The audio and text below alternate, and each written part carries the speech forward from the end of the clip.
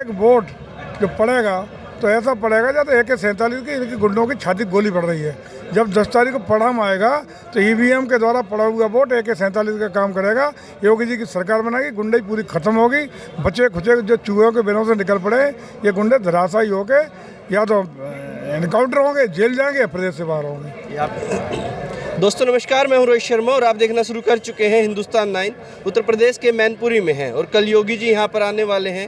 अब चुनाव देखिएगा अंतिम समय में जा रहा है, लगातार अब प्रचार बंद हो जाएगा, योगी जी आएंगे। किस तरीके से देख रहे हैं चुनाव को अब तक आप? खुद ही आपको आज दिखाई पड़ रहा होगा वातावरण पूरी तरह पूरे प्रदेश में, न सिर्फ मैनपुरी बल्कि मैनपुरी की चारों सीटों पर भारतीय जनता पार्टी जीतने जा रही है। पूरे प्रदेश में 300 से ज़्यादा सीटें लेकर के भारतीय जनता पार्टी अपनी सरकार बनाने जा रही है। लगातार जिस तरीके से देखिए, हम पहला चरण कवर करके आए, फिर दूसरा चरण कवर किया, फिर अब यहाँ पर हम मैनपुरी में पिछले 2 दिन से लगातार कवरेज कर रहे हैं। तो लोगों से हमने बातचीत भी की, लोगों से जाना, कहीं ना कहीं नज़र तो आया कि हाँ भारतीय जनता पार्टी यहाँ पर है। लोग बातचीत भी करते हैं, लोग डरते हैं बताने से। ये क्या फैक्टर है जयवीर जी? देखिए, इनको 12 से 17 तक अखिलेश जी की जब सरकार थी तो मैनपुरी ने गुंडई का दंश झेला है। ये खौफ है, आज भी ये धमकियां देने का काम कर रहे हैं। आपको पता होगा कि SP सिंह बघेल जो केंद्रीय मंत्री यहाँ से चुनाव लड़ रहे हैं, 2 हमले हो चुके हैं। गीता साक्य जी के ऊपर जो राज्यसभा की सांसद है उन पर हमला करा चुके हैं। कल परसों एक कच्छप समाज का हमारा कोटा डीलर गरीब, उसको खुद यहाँ का जो प्रत्याशी है उसने खुद पीटा, गनों से पिटवाने का काम किया है। तो आतंक तो पैदा कर ही रहे हैं। तो गरीब जो आदमी है वो निश्चित रूप से भारतीय जनता पार्टी को आतंकवाद के साथ है, पूरा मदद कर रहा है, लेकिन खुल के साथ आने में भयभीत है इनकी गुंडई से। लेकिन हम आपको आश्वस्त करते हैं, इनकी गुंडागर्दी जिस तरीके से योगी जी ने ठीक किया है, अभी चूहों के बिल की तरह निकल आए हैं। एक एक वोट जो पड़ेगा तो ऐसा पड़ेगा जब AK-47 की इनकी गुंडों की छाती गोली पड़ रही है। जब 10 तारीख को परिणाम आएगा तो EVM के द्वारा पड़ा हुआ वोट AK-47 का काम करेगा। योगी जी की सरकार बनाएगी, गुंडई पूरी खत्म होगी। बचे खुचे जो चूहों के बिनों से निकल पड़े ये गुंडे धराशायी होके या तो एनकाउंटर होंगे, जेल जाएंगे, प्रदेश से बाहर होंगे। ये आप AK-47 की बात तो कर रहे हैं, ये आपकी ठोको वाली नीति पहले ही समझ नहीं आती है इन लोगों को? पूरी समझ है, पूरी प्रदेश की जनता समझ रही है। इसीलिए बुलडोजर वाले बाबा जी कहते हैं लोग, अब तो बाबा जी बुलडोजर वाला कहते हैं।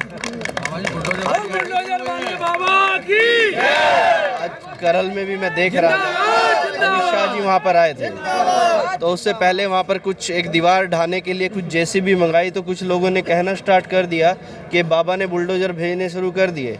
अभी ये यहाँ पर चल रहा है, फिर सैफई पर चलेगा क्या? इस तरह का भी कुछ है क्या? देखिए, जो भी अपराधी है वो निश्चित रूप से प्रदेश में सर्वाइव नहीं कर सकता। चला है, अपराधियों के खिलाफ मुहिम चली है और चलेगी। किसी जात धर्म से नहीं, किसी से नहीं, मतलब कोई धर्म पंथ जात कुछ नहीं। जो अपराधी है वो अपराधी, अपराधी कोई जात नहीं हुआ करती, लेकिन अपराधी को किसी भी कीमत पर नहीं बख्शा जाएगा। ऐसे देख रहे हैं, देखिएगा ये एक गढ़ माना जाता है मैनपुरी हो, एटा हो, इटावा हो, मुलायम सिंह जी नेताजी का। और कहीं ना कहीं एक और चीज़ अब की बार हम देख रहे हैं, जब पहले और दूसरे चरण का चुनाव था तो भारतीय जनता पार्टी जयंत चौधरी के लिए एक सॉफ्ट कॉर्नर लेकर उतरी थी, और अब यहाँ पर आ रहे हैं तो कुछ नारे सुनाई जा रहे हैं कि मुलायम जी से कोई बैर नहीं, अखिलेश तेरी खैर नहीं। ये किस तरह की बातें हो रही हैं? क्या इस तरह का माहौल बनाया जा रहा है? क्या मुलायम सिंह यादव की चल नहीं रही है, कहीं उनकी कोई सुनता नहीं है? देखिए, आपको भी संज्ञान होगा कि मुलायम सिंह यादव किनारे लग गए। अखिलेश जी की जितने भी उनके मुलायम सिंह के जो सिपह सलार थे वो पूरी तरह किनारे कर दिए गए। आज अखिलेश जी की अपनी 4 लड़कों की टीम है, वही काम कर रही है।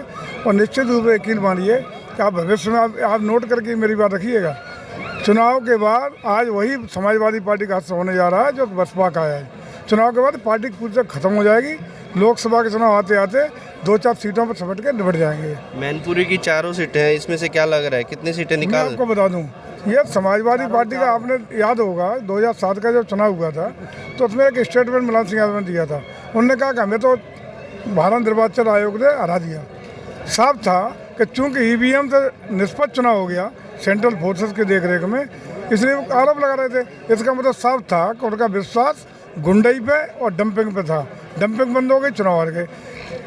फरीदाबाद और मैनपुरी, एटा, इटावा जिसको अपना गढ़ कहते हैं, यह निश्चित रूप से कोई गढ़ था न रहेगा, केवल और केवल गुंडई के आधार पर जीते थे, लेकिन जनता उठ के खड़ी हो गई है।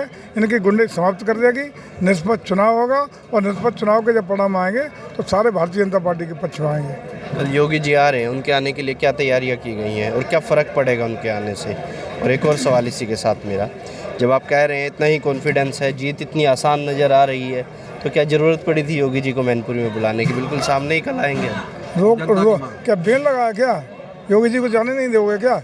योगी जी तो प्रदेश में हर सीट पे जा रहे हैं, उनका प्रयास हर सीट पे जा रहे हैं, मैनपुरी में क्यों नहीं आएंगे? लेकिन ये महसूस करते मैनपुरी में तो आप खुद ही देख लीजिए, कल पब्लिक से मिलिए, आज मिलिए, कल जनता अपने आप सोचा चल के। इतना आकर्षण है मोदी जी, योगी जी का इसलिए आकर्षण है कि योगी जी ने प्रदेश में किसी को भूखे पेट नहीं सोने दिया, लॉ एंड ऑर्डर रहा, प्रदेश में एक भी दंगा नहीं हुआ, विकास की योजनाएं मिली, गांव गरीब को लाभ मिला। 75 साल की आज़ादी के बावजूद जिनको चेहरे पर मुस्कान नहीं मिली, उनको विकास और विकास की योजनाएं, लाभ, लोक कल्याणकारी योजनाएं देने का काम योगी जी ने किया। और जनता उत्तर प्रदेश की योगी जी को अपना आदर्श मानती है, सम्मान करती है, उनके प्रति इतना आकर्षण है। और ख़ास रूप से गुंडों के खिलाफ जो कार्रवाई हुई है उसको व्यापक जन समर्थन योगी जी को हासिल है और जनता ने सोचा ही नाम दिया है बुलडोजर वाले बाबा जी। क्या लग रहा है कितने मार्जिन से जीत हो जाएगी आपकी मैनपुरी? मार्जिन तो जनता बताएगी, लेकिन मार्जिन ये तो बता दूं कि चुनाव एक तरफा है, यहाँ कोई चुनाव नहीं। मुझे लगता है कि बम्पर जीत होगी, बहुत बड़े अंतर से जीत होगी। जयवीर जी, इतना आसान लग रहा है कि सामने का जो कैंडिडेट है लगातार विधायक बनते आ रहे हैं? पता चलेगा 10 मार्च को, हम बात कर लेंगे। 10 मार्च को परिणाम आएगा, इंतजार करिए, क्लियर हो जाएगा। चलिए हम 10 मार्च को फिर मिलेंगे आपसे, फिर बात होगी। निश्चित रूप से बम्पर जीत, जनता का जो उत्साह है, उमंग है प्रदेश सरकार को दोबारा वापस लाने की, उसके बल पर हम कह सकते हैं कि बहुत बड़े अंतर से हम लोग चुनाव जीते। कल कितने लोगों का प्रोग्राम रखा गया है जो योगी जी के लिए रखा गया है? कितनी सीटिंग व्यवस्था कितनी है, कितने लोगों का ये प्रोग्राम है? मेरे ख्याल से 25,000 से कम भीड़ नहीं होगी, कम से कम 25? कम से कम 25,000। चलिए कल हम यहीं पे रहेंगे, कवर करेंगे, देखेंगे 25,000। आपका बिल्कुल हम यहीं पे हैं। आइए, स्वागत पिछले 3 दिन से मैनपुरी में है और अगले 2 दिन और मैनपुरी में। मोस्ट वेलकम, स्वागत है। धन्यवाद जयवीर जी। देखिए जयवीर जी से हम बातचीत कर रहे थे और बड़ा कॉन्फिडेंस और उनके चेहरे की मुस्कुराहट बता रही है कि जीत को आसपास मान रहे हैं। कॉन्फिडेंस तो उनका कह रहा है कि हमारे साथ चुनाव में कोई है ही नहीं और मैनपुरी की सारी सीटें हम जीत रहे हैं। अब तक के लिए इतना ही। मैं रोहित शर्मा, आप देख रहे हैं हिंदुस्तान 9। जय हिंद।